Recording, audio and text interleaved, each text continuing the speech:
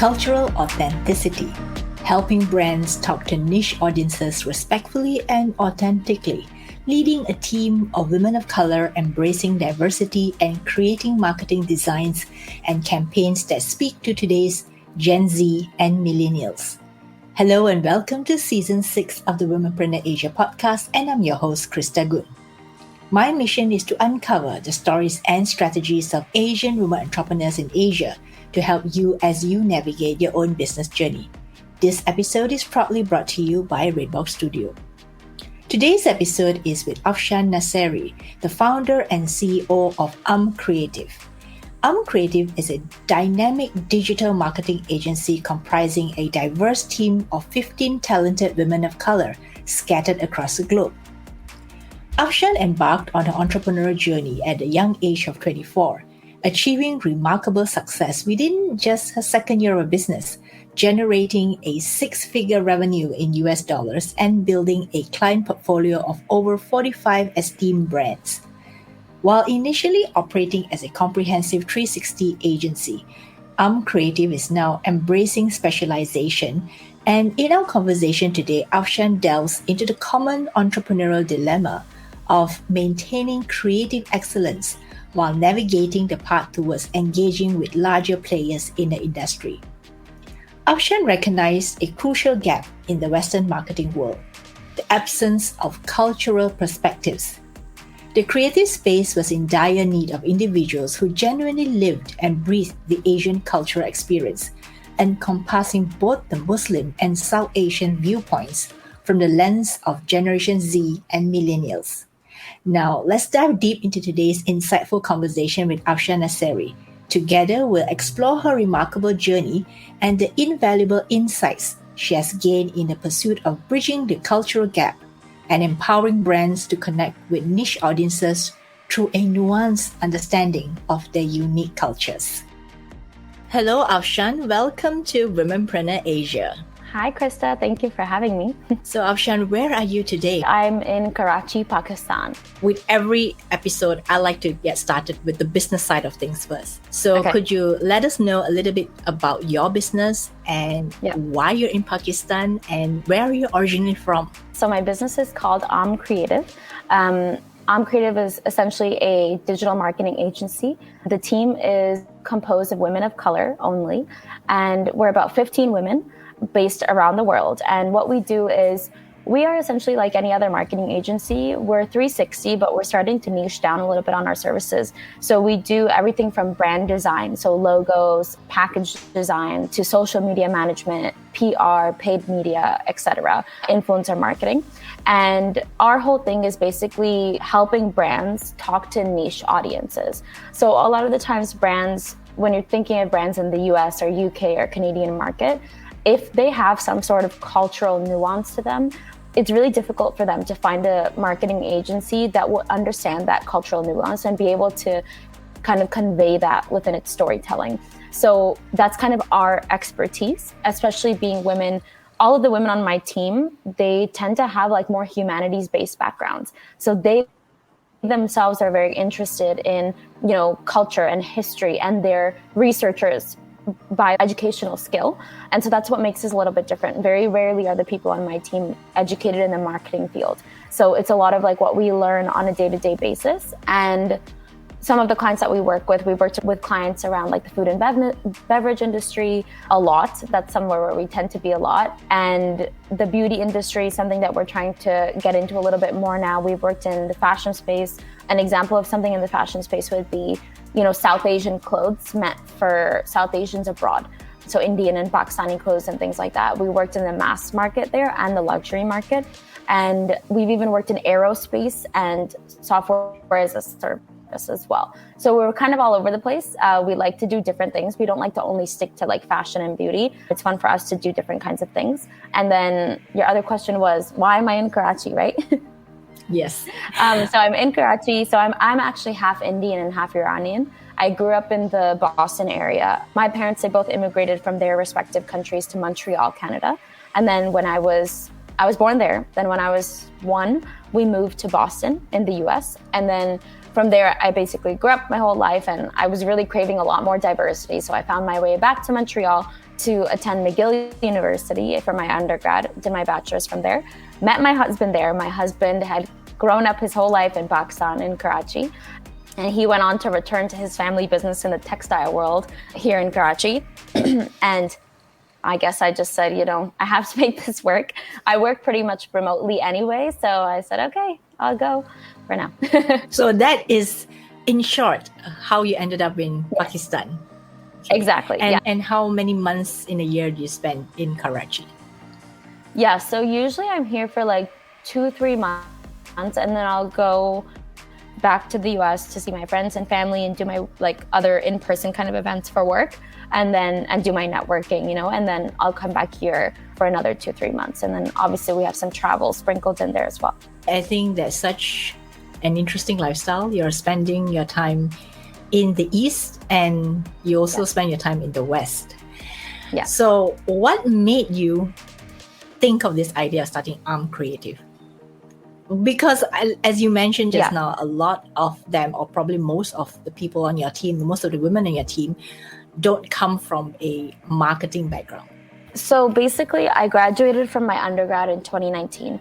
And during my undergrad at McGill, I went to the business school. So I got my bachelor's of commerce. And I was doing internships every summer at different marketing agencies.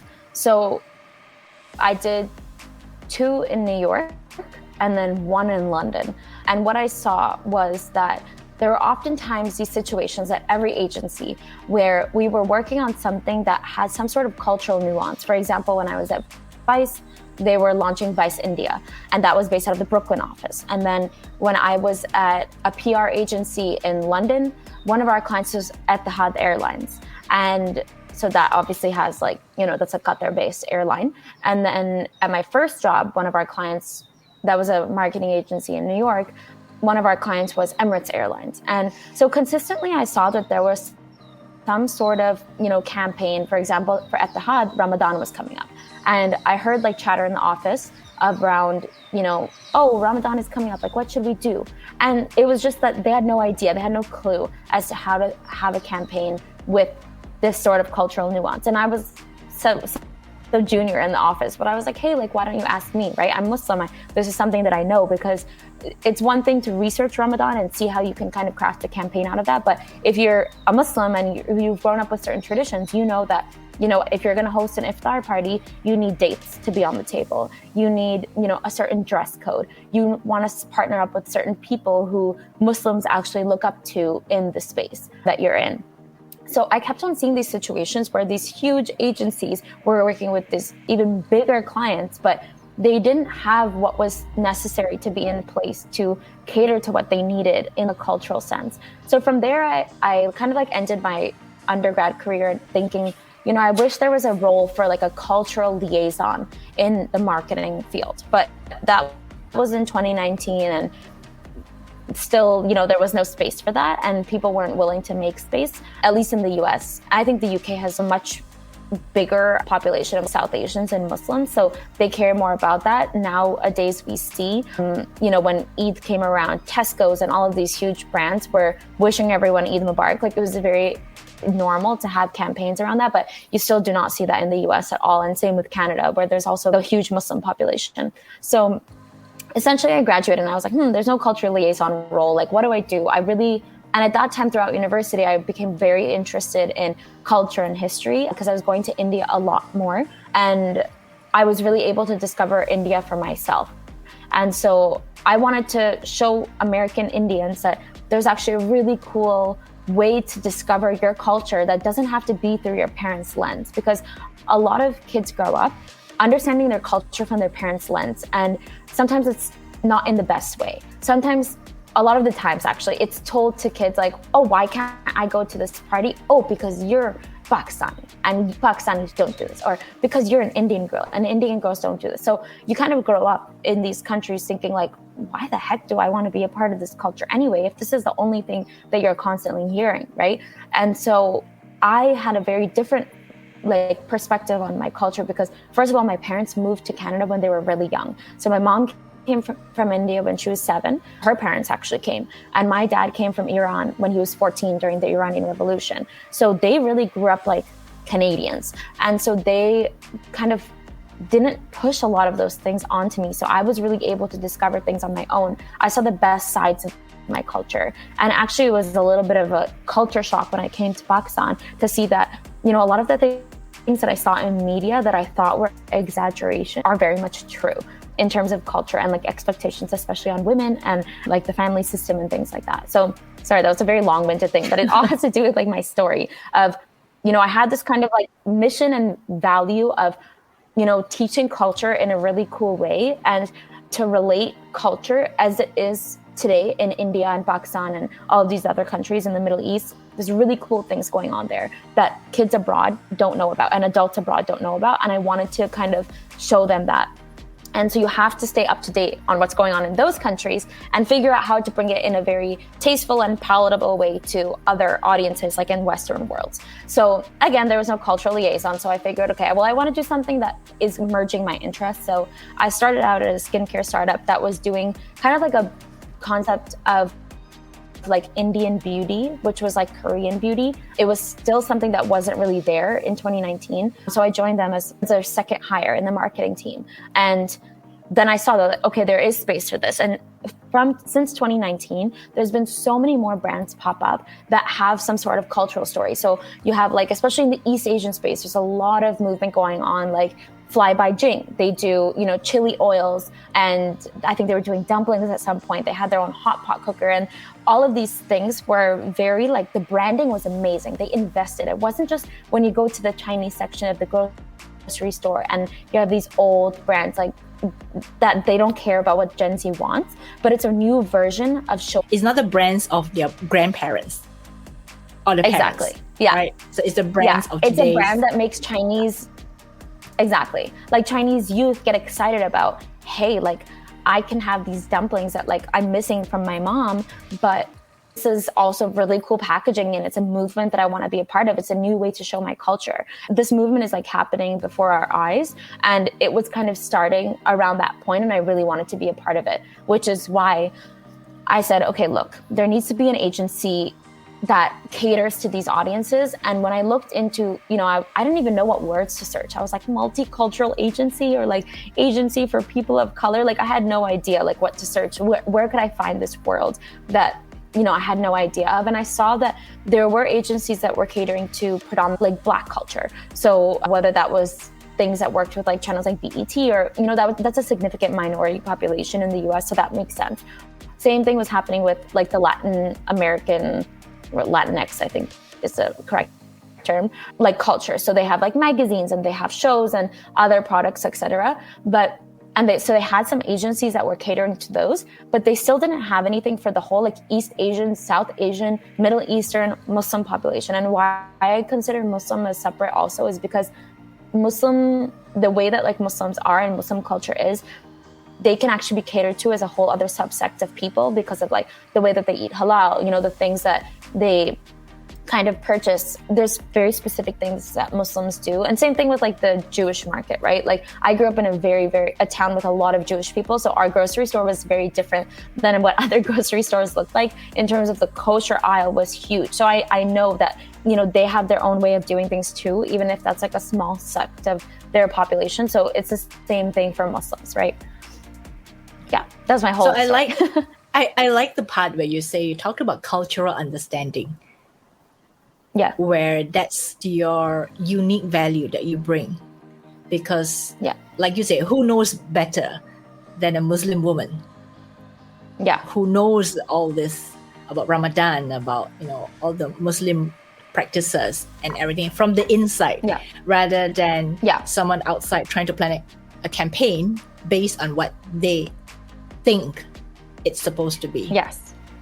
So so I thought and it's not that my perspective is perfect either. Like it's not that my perspective is perfect either, right?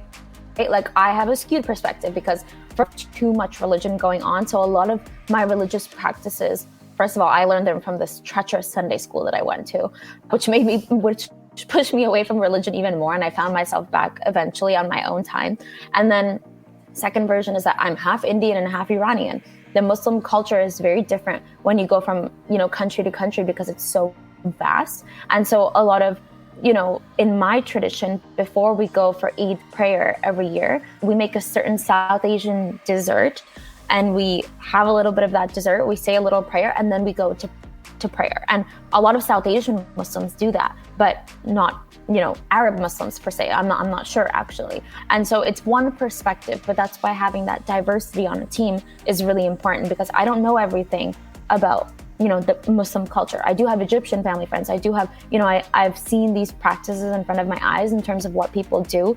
But that's why it's important that, look, if just me, if I can't tell the Muslim story properly, then they clearly can't. So at least we're going in the right direction. But yeah, it just shows that there is a huge gap in the market and it needs to be filled for sure. So you've got this idea that you want to tell a story from your lens, and then you brought in your team. So how did that idea start in the very beginning? Let's go back to that time where you say, okay, I'm going to start Aam Creative. Okay, what do you do first? I became jobless and a pandemic hit. So I quit my job in November, December of 2019. Okay, so it wasn't very long that I was there. And then I had to go with my mom to India because she had some stuff to take care of and she didn't want to go alone. So I'm like, okay, I'm jobless, I'll go with you. So, and I figured I'll do some soul searching. And then when I come back, I will, go full force into the corporate job market. And so I went with her to India. I came back. Then my grandfather passed away. So then I was busy with that, and he passed away in another state, and we had to do a burial in Canada. So again, it was like a month of my life taken to focus on that and support my parents. And then I was simultaneously applying to jobs. I also started applying to my master's because I was unsure of what I wanted to do. And then the pandemic hit. And the pandemic hit, I had to go back to India because after my grandfather passed away, we had more work to do in India. And doing legal work in India is the most unfun thing that anyone has ever done in their lives. And so I just wanted to help my mom and support her. And since I'm also a blogger, there's always content that I can take there. So I definitely don't mind going, and I love going to India. So I was like, let me try out blogging a little bit more intensely. Maybe that's something that I want to do and find a path of monetization from that. So I was stuck in India. The pandemic started and we're like, okay, we better get out before. We had no idea what was going on, but my mom is an epidemiologist. So she was like, I think something bad is going to happen. So an epidemiologist is someone who studies the spread of diseases, of infectious diseases. So it was kind of her time to shine. We went back and then borders closed. We were stuck. Marketing was the first thing to get cut. So I was like, okay, Afshan, you are not getting a marketing job anytime soon. So I even actually started applying for my post-bac to potentially go to medical school because I was so lost and confused, and I just felt like a failure after quitting my job so prematurely. And so then I basically had to do what I could, right? I barely had a portfolio. I just went out into my circles and said, is there any freelance gig that I can do? I will work for free, but I just needed something to put in my portfolio. So slowly I started getting things, and then I started marketing myself a little bit more because I was like, hey, if I'm a marketer, I should be able to market myself. And so I did that, and then it started working. This was March, right when the pandemic started. 2 months after that, I was getting a few gigs, I was making a little bit of money, and nothing significant, but something from nothing. And so then I got into my master's. Were these gigs from the US or where you were based in India at that time? I had actually made it back to the US right before the borders closed. So I was good to go. So the gigs were in the US, yeah. And so that's kind of how it started. And then they started to roll in a little bit more. I got into the master's program I had applied to. I only applied to one because I just wanted to do that one if I was going to go. And I knew at some point I had to do my master's or MBA or something because that's just how my family is. And so I got in. And very South Asian. Yeah, obviously. And so, my dad is a doctor and my mom has 2 degrees on top of her bachelor's. So that was not going to fly. And I knew that. And so I was like, okay, what do I do? Because I was starting to gain speed on my freelancing, and I started to contract a few people into some of the gigs that I was doing because, sometimes people would approach me and say, okay, I want you to do this marketing strategy, but I also want you to design this logo for me. And I'm not a designer, but I had a great network of creatives and designers of color, let's say. So I wanted to include them because I knew a lot of them from my blogging and influencer journey. So I wanted to give them work. Like a lot of them, for example, would do photography for me for free. And so I wanted to be able to pay that forward. So I started to include more people in my network and the jobs. And then I was able to say, yeah, I'll take that on too. Like, I'll do that. Yeah, I would take anything at that point. And then I had to make a decision of, do I go to do my master's? Well, this thing is kind of on a roll. And then my parents were like, do both. And I was like, okay. So then I did the master's in London, and that was at Imperial College Business School. So I started that the next fall, like August, September. So throughout until that point, my business just kept on growing. And it was still like me. And then I had brought in like 1 or 2 people to kind of help me with the projects. By that time, I was going under the made up name Life's for Social, because my Instagram name is Life's for Living. And so I was just like, I have no idea what to do. I'll just like call it Life's for Social. Made like a logo, like didn't spend too much time on it, just was focusing on doing the work and getting the work. So then that time came around, I went off to do my master's, and my projects kept on growing. Then I was in London, so I was introduced to a new space. The scene in London is also very different in terms of like cultural kind of brands and things like that. It's much cooler, it's much more advanced. I got another big client there. That was really exciting for me. And then that summer of 2021 is when I launched Aam Creative, because I decided I'm going to invest in the branding. So I spent a nice amount of money for myself at that time, because I said, if I'm saying that I know design and I know this and that, then I have to look good. I have to look elevated. So that's kind of what I did. So I officially launched in summer of 2021. And that's how it all kind of started. So it wasn't just a point where I said, I'm going to start a business. It was a lot of things that where I just had to kind of work with what I had. And I just kept on working with what I had. So right now you have 15 women of color on your team. Yes. And yes. I asked you this question. Was it intentional to hire all women? Yeah. And your reply was very interesting. So please talk a little bit about that. So I think it wasn't like my intention off the bat. It just happened to be that at first, obviously a lot of women were coming to me to say I see what you're doing. Do you need any help? I'd love to be a part of your team or whatever. And I think what I started to come to realize was, especially when I was in that phase of looking for marketing jobs, whether it was during my undergrad and I was looking for my first job, or after that, I didn't have, even though I do come from a relatively privileged network, but the thing is that my parents are not in my field at all. Okay. So my dad is a doctor. My mom is in the science field. She's been in pharma for a million trillion years. So unless I wanted to work at Pfizer, I didn't really have, much of option. They couldn't introduce me to a startup founder. So it didn't really help me. And my sister, she was probably the next closest thing that could have helped me in my network, but she was in finance. So it didn't really help me at all. They didn't know any people in my field. And so I felt there were certain people who gave me chances, and there were certain people who really gave me those opportunities. And a lot of the times they weren't very close to me, or people that I knew very well. And I was really appreciative for those chances that I was given. My business wouldn't be where it is today if people didn't give me those chances. And so, women's financial independence and independence has always been something that's very much drilled into me. And that's why I say that my family's a little bit different. It's something that both sets of my grandparents have even drilled into me, including the Indian side. My grandmother on my Indian side was a lawyer. These were very important things in my family, and something that if I wasn't working towards my independence, my education, and my own finances, my parents would have taken away all of the privileges that I had. And so that was something that I felt a lot of other South Asian women, or a lot of other women of color, were not always taught, or it wasn't drilled into them. I don't believe that we're just being made and created to be married off. And I don't believe that we should be going and getting medical degrees just because we're not allowed to practice later, but because then we'll be married off to a more elevated family. Those are things that really internally keep me up at night and bother me, because I come from such a liberal and feminist family. And so I wanted to be able to say, to some random girl in Bombay or Delhi or in Jakarta, I want to be able to say hey, I see you and I appreciate that you are trying to make a career for yourself and you're trying to stand up on your own 2 feet. And I want to give you what I can. I'm still a small business, so I can't give you the world, but whatever I can give you, I'm giving to you because I want to support these people like in their journeys, especially if they're good people,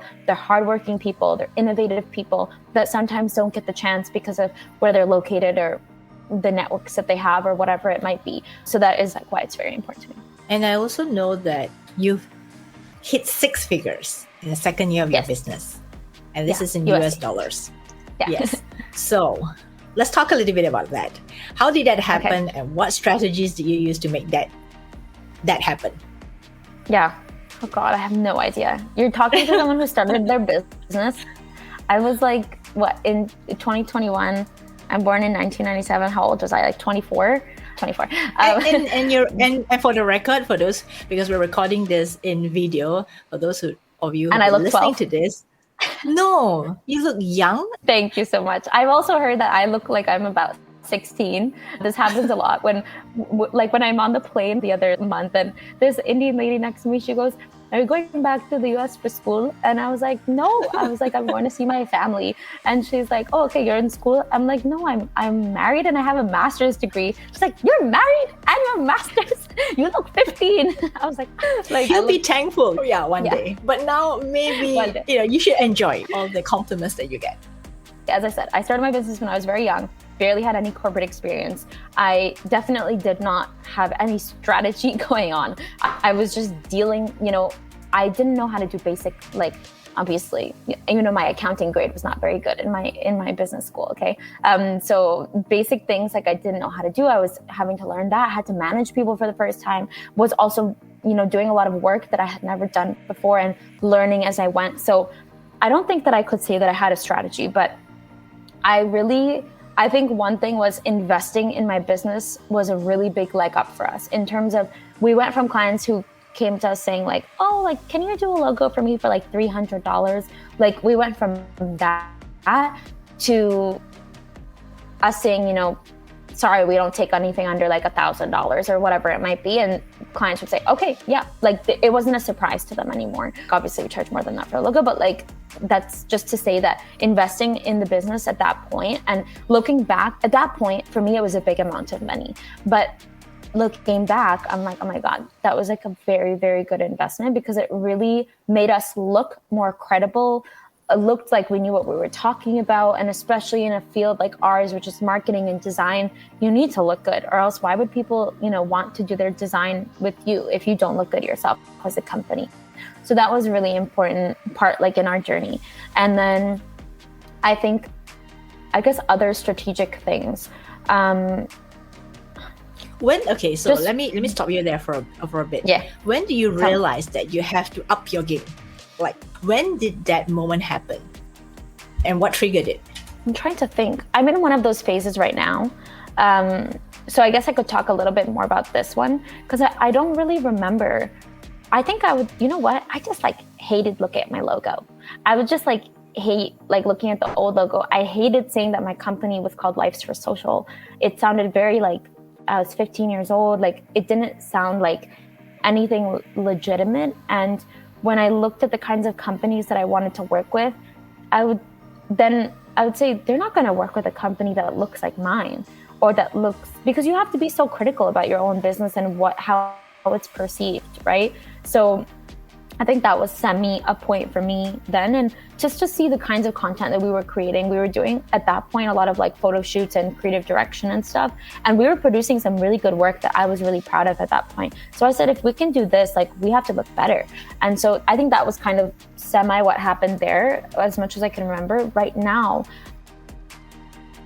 again, I'm in one of those lifts. So if starting a company was like this, so we're at this kind of point. So we got through the hard part of, getting to that 6-figure point, but now we have to go up again.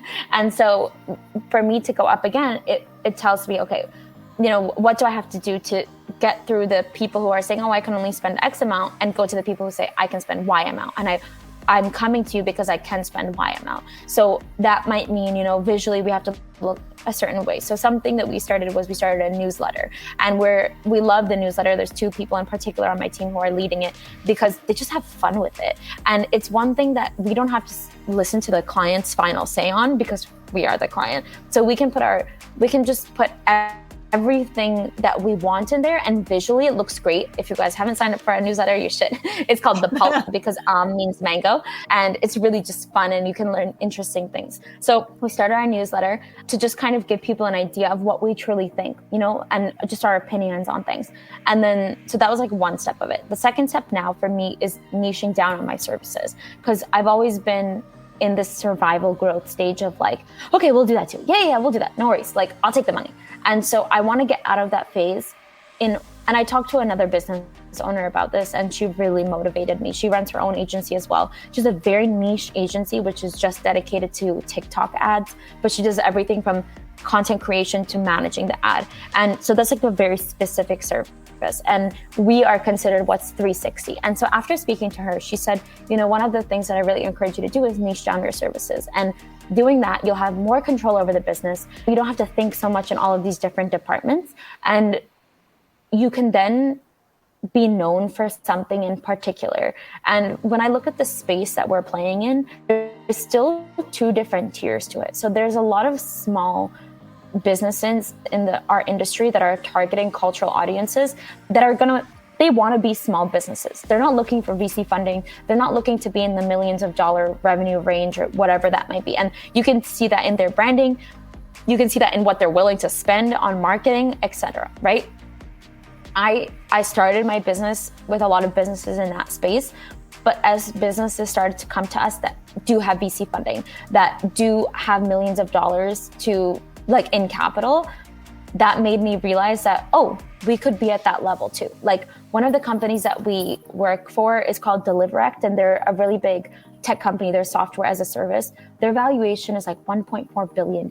So I just have to sometimes think, okay, if we're working with a company that is loving our work, they've renewed our contracts like 3 times, that's at that capacity, then we can be more at that capacity. I don't want to lose sight of helping our community, but there still needs to be a middle ground of we can still produce really great work. And to produce great work, I have to pay people a higher amount, right? And so that's kind of where I am. So I'm niching down the services, thinking about, what is our specialty so that when I pitch the company, it's less of a mouthful.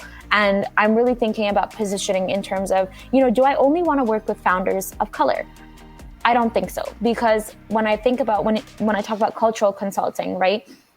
If I want to be doing work for, let's say, Delta Airlines, who are launching this flight route from JFK to Bombay, and their tagline was nonstop.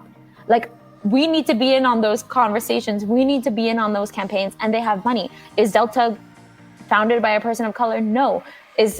But they're targeting these people that are difficult to target. And so I'm still figuring out what our positioning is, but I think I'm still in this phase. And I think the tipping point is just sometimes taking a look at the work that we're creating and the brands that need help and the people with the spending power that are not being talked to, and just saying, whoa, like there's something more to do here. And how can I level up in order to cater to all of those different things?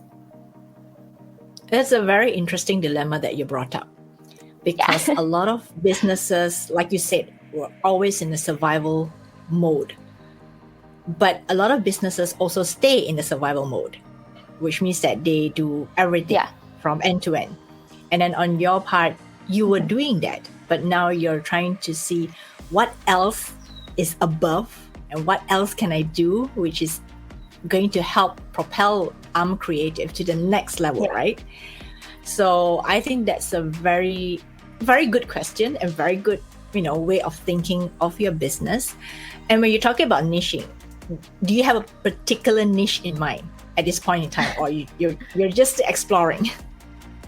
Yeah, I'm still exploring. There's certain things that I know that I'm really attached to that we do really great. Like our branding and design is amazing. And because we have an amazing creative director who's based in Bombay, and she has great visions. She's a thinker. She creates out of the box things. And I don't ever want to lose that part of our business, because there's something really exciting for me where I don't have to be a part very closely like in those projects, but sometimes I'll just like take a peek through like the decks that they're creating for the clients, like when they're not looking. They say that like I lurk, and so I'll just like take a peek and I'll go through their thought process from the competitive analysis to like, oh, revision 1, oh, this is the client notes, this is what revision 2 looks like. And then I just love seeing that process, and I love seeing what they create from nothing. Sometimes from the most confused founders, they just can extract these crazy things. And so I could never lose that part, because it's just like my little pride and joy and something I love looking at. And then, so I would never want to lose that. And I would never want to lose the social media strategy bit. The social media management is something that drives me crazy, but it's something that unfortunately we're really known for and that we do a lot of. So I don't think that's going away anytime soon, but I think strategy and cultural consulting is something that also like I would definitely want to keep, because we can come in with amazing ideas. Like if my team is anything at the end of the day, they are ideators, and they are people who really absorb the world around them and can spit it out in like a very fresh and interesting new perspective. So that's another thing that I wouldn't want to change. But yeah, so those are the definite things that I want to keep, and I'm debating about the rest. You were mentioning that social media drives you crazy. Yeah. How so? Because for someone young like you, that's what you grew up with, right? Because especially when you think about Instagram, it's just like, I think at some point I have like a moral issue with just how much they expect from us. And it's just too much sometimes. And I think, when you have to be posting every day, like for companies to make that amount of content, like it's just crazy. And there's other platforms that don't work you like a dog the same way that Instagram does. And like, there's a new app called Lemon8, which is really interesting. And that one is by the creators of TikTok, and it's very value adding long form content. And like I appreciate something like that, because I'm learning things. And there are certain people who use Instagram in a really good way to like learn and teach and whatever. Some people want it for quick outfit inspiration, etc. But I think that the amount of effort that brands have to put in to make waves on Instagram, it can just be crazy. And that's why it bothers me. And especially when it comes to paid media, I'm talking about organic social media right now, but paid media is when you put money behind a post and like a budget. My paid ads consultant is always pushing TikTok, Pinterest, YouTube instead of Instagram and Facebook and Meta, because I think we're just kind of all like, we give so much to you, Meta, and you give us nothing. So I think it's just like this discouragement, and we're just like, we want to try new things now. Yeah. I'm glad it comes from someone who owns an agency, because I think it drives regular people crazy too. We don't even have to own agencies in order to be driven crazy by stuff that you need to put there. And if you're not there, as if you dropped off the planet. Yeah, exactly. Right? That's so true. I know you mentioned that you grew up in different countries, and now that you're married and you're married to a Pakistani man, how has that shift, like I know you spend time in both, the East and the West. How has it been for you? It's really different. So the cool part, okay, my husband is not like a lot of others South Asian men, which is funny because a lot of people assume that he would be because he grew up here, but everyone who knows him knows that he's like not like that. And I have no idea why he turned out like the way that he did. Good for me. Because he went to McGill. He's a very open-minded person. Yeah. No, there's a lot of people at McGill that I would not have married who were South Asian. But he's definitely, and what's funny that you say that, it's actually a lot of South Asians that grow up here, they go to university abroad, but when they come back to their homelands, they, elastic band right into their molds that society has created for them. And like when I met my husband, we were 18, now we're 26. Sounds so old. But there was a lot of differences that we had, but at like his core, he was like a very, very good person. We were raised in very different ways in very different countries. And it took us some time to figure out like what is a good balance for us. And his view even on like just maybe women was like different. He was very open-minded to learning about someone like me who was very different than other maybe women he had like seen or whatever were in his circle. But he was always very open-minded. Like I think he felt that his wife was probably going to do like just like a regular like here, like a lot of people from more conservative families, like the women do things like they're teachers or they do like tutoring at home, but having like a career and having like an ultimate goal in that sense is a little bit out of the ordinary. I want to be something and I want to be someone. And I think that was a different thing for him, but he was open-minded to learning about that. And I think now it's funny because he supports me very well. It's a different relationship we have because he's also a business owner. He has a family business in textiles and he had to take up a lot after he did his master's. He had other things to balance, like being the business owner's son, and that always felt like a little bit icky to him. And there were a lot of things that he had to learn very quickly and be assertive, and we connect on those things. Like I can tell him like, hey, this is happening at work and it sucks and I don't know what to do. Or like, how do I manage this employee? So we can kind of connect on that level, which is really interesting. I can get like a lot of advice and support from him and vice versa. In terms of being married, I think we're trying to figure out our own way of doing things because it's not really like precedented. It's not like the kind of marriage I had thought of like growing up in terms of like live in the United States or maybe abroad, but like in a more modern country, have our own house and like do this and do that together and go to work. Like I didn't think I'd be working from home 24/7, you know what I'm saying? And so it's definitely a new thing that we're just trying to figure out together, but it just takes a lot of open-mindedness, conversations, and just, I think a lot of mental check-ins being like, hey, are you okay? Or yesterday, you know, we didn't have plans on a Friday night because like I have a very limited friend circle here, just 2 friends. And I was like, what are we doing tonight? He's like, I don't know. I was like, look, I don't care what we do, but I need to get out of the house. Sometimes I'll just like say it. And, you know, we made plans. We went out for dinner to a new restaurant. There's not like too much that you can get up to here, but we try to make it work. It's definitely not the easiest thing. And there's no clear path that someone has shown us and said, oh, this is like how our relationship is going to go. So that makes it difficult, but also, you know, as long as we respect each other and what we need and want, I think it works out. Yeah, that's great because I think you're a person who would really love freedom and independence. I can see that from the way you talk and the way you talk about your family and the things that you do in your life. So So in terms of business, what do you think could be one of the biggest challenges that women entrepreneurs in your industry face when they're trying to grow their business and audience? I think getting bogged down by, 2 things. One, getting bogged down by people who just kind of want to keep you in a certain price range and saying like, oh, you're worth a $300 logo or a $500 monthly social media management. And I'm going to keep on saying that to you. And I'm going to say, no, this is too expensive. Oh, you're really like expensive or whatever. Like, I think keeping women in that hole happens a lot, and it takes a lot of, you know, women, a lot of the times we doubt ourselves because we just do, like, because we're now gaining a lot of very inspirational figures to look up to in the business world, but it wasn't always so clear as in terms of a path that was set.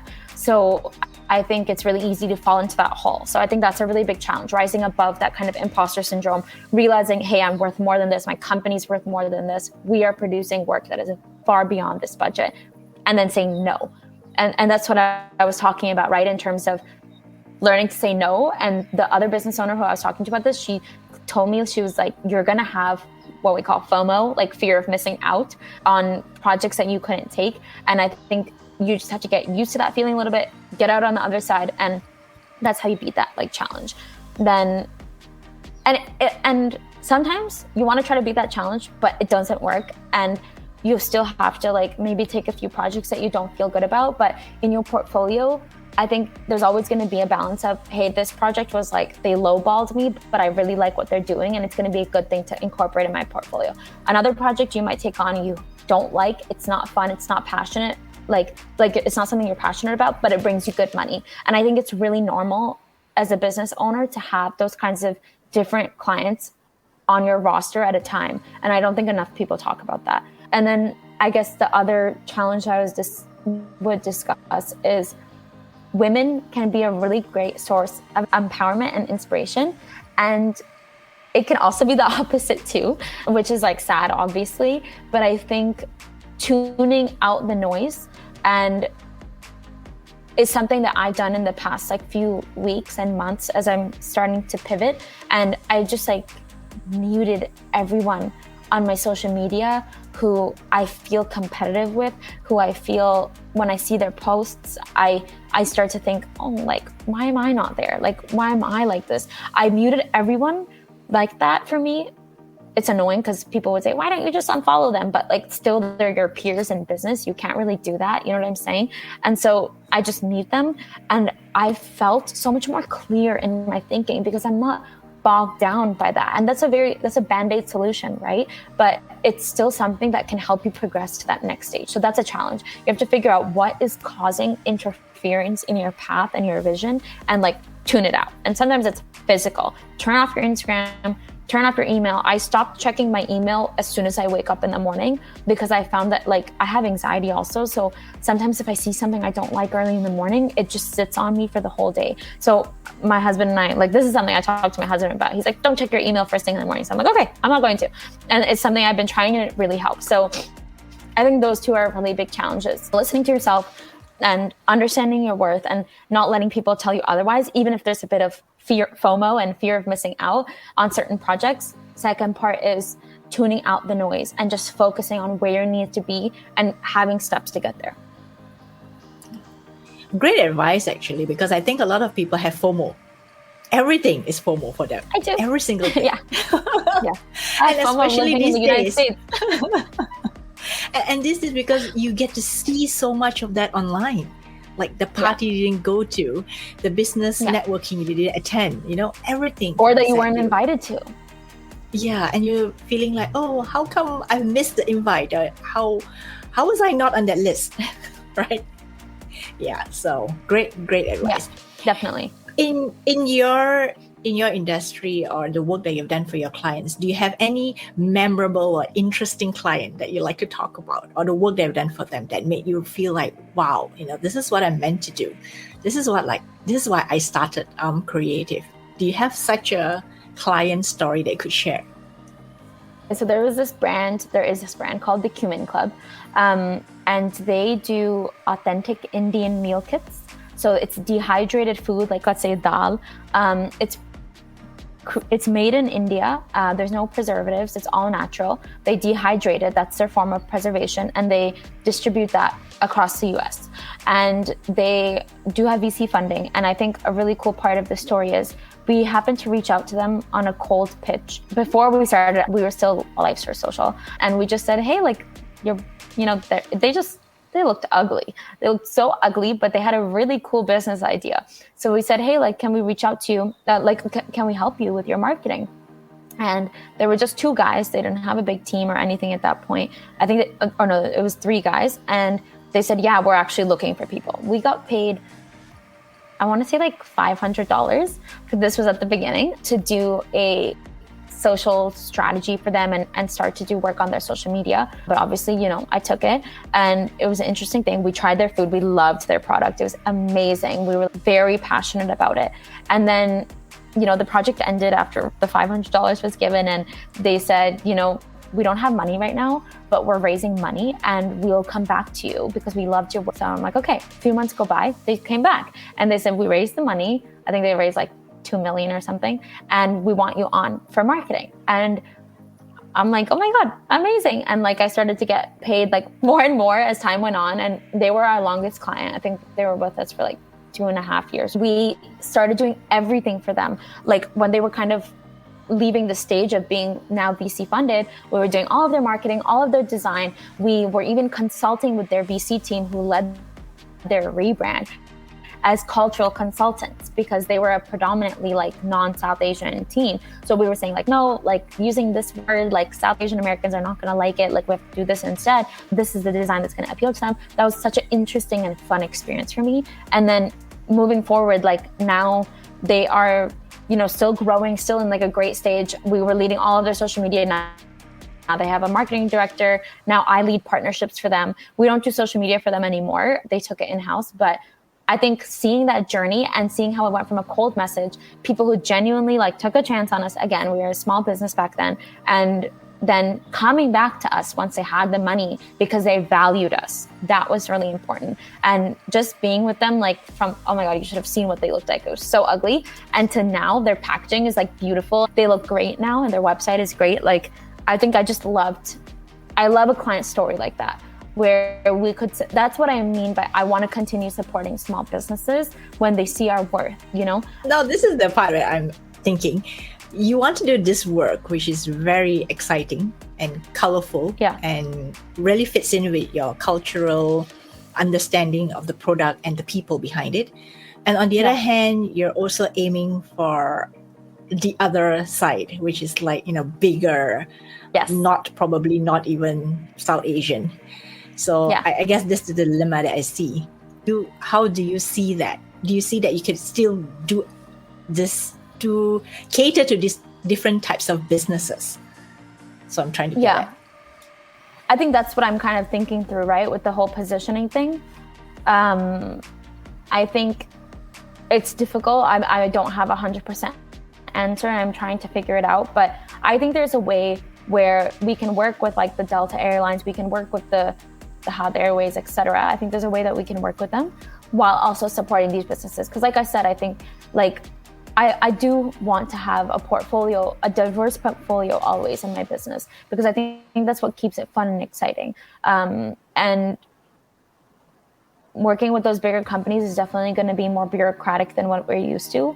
But I think that that's where we can add a lot of value and see impact on a global scale. And that's what I want to see. So I don't know what it will look like, but I want to see it happen. Okay. That's a good way to think about it, because if it was, you know, anyone else, I probably think, oh, maybe, you know, they may not know it, but probably in your case, you'll probably be able to figure it out. So we're almost at the end of our interview. So before we go, is there anything that I should have asked you but didn't, and that you want to get off your chest? Don't forget, one business piece of advice that I would have is like about weak ties. So don't forget to consider everyone in your network, always. I think that's like a really important thing. We talk about networking. It sounds so transactional sometimes, but I think there's nothing wrong with keeping in touch with people, because at some point down the line, there's always a way that you can help each other. And I think that's like a really important thing that I've let slip sometimes, and something that I'm trying to practice more of. Finally, where can people find you online? So you can go to our company website, which is www.aamcreative.co, not com, co. And then if you want to chat with me, you can always message me on LinkedIn. I'm the only Afshan Nasseri in the world, so you'll be able to find me. And then you can always also check us out on Instagram at Aam Creative on Instagram. Thank you so much, Afshan, for such an interesting conversation actually about culture. I see you having success at what you do is, I think, because you have the best of both worlds. I say this with all my heart because I can see that where you come from, you've had the best of your Western education, but at the same time, you are able to love everything and appreciate everything in India and now, of course, in Pakistan, where you can come in and see with fresh eyes, but at the same time, you know it, but you know it differently from the people who live there all their lives. I think that that balance is very good for the clients that you are serving, as they get two Afshan for one. I love that. Thank you. They kind of like get a twin, right? The twin that's in the Yeah. US and the twin that's in India/Pakistan. Yeah. So Yeah. I think that's why it's a very interesting mix. That's why I felt that that's what makes you. Okay. So thank you so much. Thank you so much for having this time with us. And I really hope to get you back again when you've hit 7 figures. Yeah. And you can come and tell us how you did it and whether which I'll was write the down better the strategy. This time. Yeah. Which is a better strategy? Was it focusing on all these things here or doing some totally different thing altogether? So thank you once more, Afshan. Pleasure talking to you. Okay, thank you so much. It was great to talk to you too. Thank you. I had an absolute blast chatting with Afshan, and I hope you're leaving this conversation with an even deeper appreciation for the vibrant tapestry of culture that surrounds us. Culture isn't just some fancy side dish. It's the secret ingredient that can take entrepreneurs to new heights in today's diverse and multicultural landscape. Afshan didn't just stumble upon any old gap in the creative marketing scene. She recognized a gap that resonated deeply within her because of her unique upbringing. Growing up in the West while staying true to her Indian, Iranian, and now Pakistani heritage, she realized that she had the power to shape and mold culture to fit her own needs. She challenged the traditional notions of what culture should be, paving the way for a fresh and dynamic approach. I absolutely love stories like Afshan's, where individuals embrace their culture and religion in a whole new way. It's about forging our own paths and celebrating the beauty of our diverse backgrounds. If you enjoyed our conversation today, do me a favor. Hit that subscribe button and spread the love by sharing the episode with a friend. Thank you for joining me on this adventure, and I can't wait to see you again right back here next Friday. Take care and keep rocking those entrepreneurial dreams.